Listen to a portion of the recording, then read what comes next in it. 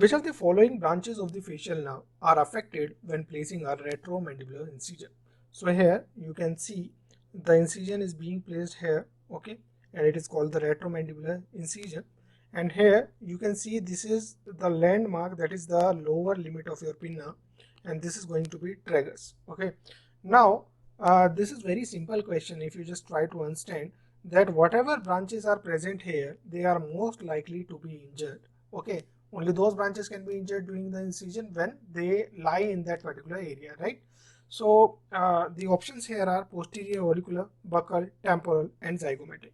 So if we see the sensory supply of the facial nerve, our facial nerve generally comes out of the cranium, that means it exits from the cranium from a foramen known as the stylomastoid foramen, and it exits from here and passes through the parotid gland. Now since it passes through the parotid gland, this is the parotid gland here, and we should tell that it is not going to supply,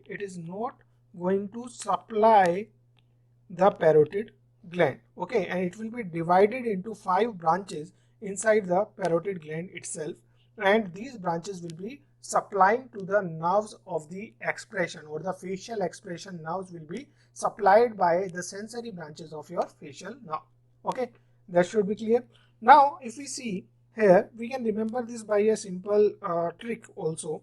If you just keep your palm like this, and here suppose this is here is the parotid gland, so there will be 5 branches of the facial nerve which are given inside the parotid gland. So the upper one is going to be the temporal branch, then we have the zygomatic branch, this is going to be the buccal branch, and this is going to be the marginal mandibular branch, and towards the neck is going to be the cervical branch. Now in this particular incision, we are going to incise somewhere here, right? So if we just see another picture here, so the incision is going to be placed somewhere here. If we see here, so there are chances of injury to 2 branches. One is your buccal branch and another is your marginal mandibular branch of the facial nerve.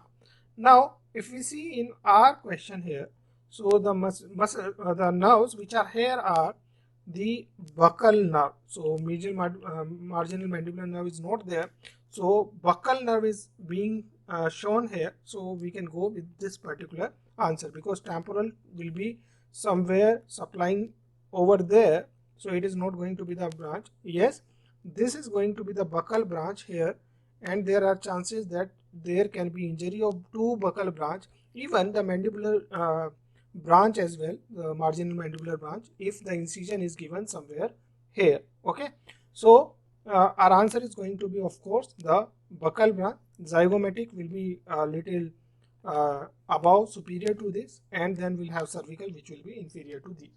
Okay, so the answer to this question is going to be your buccal branch.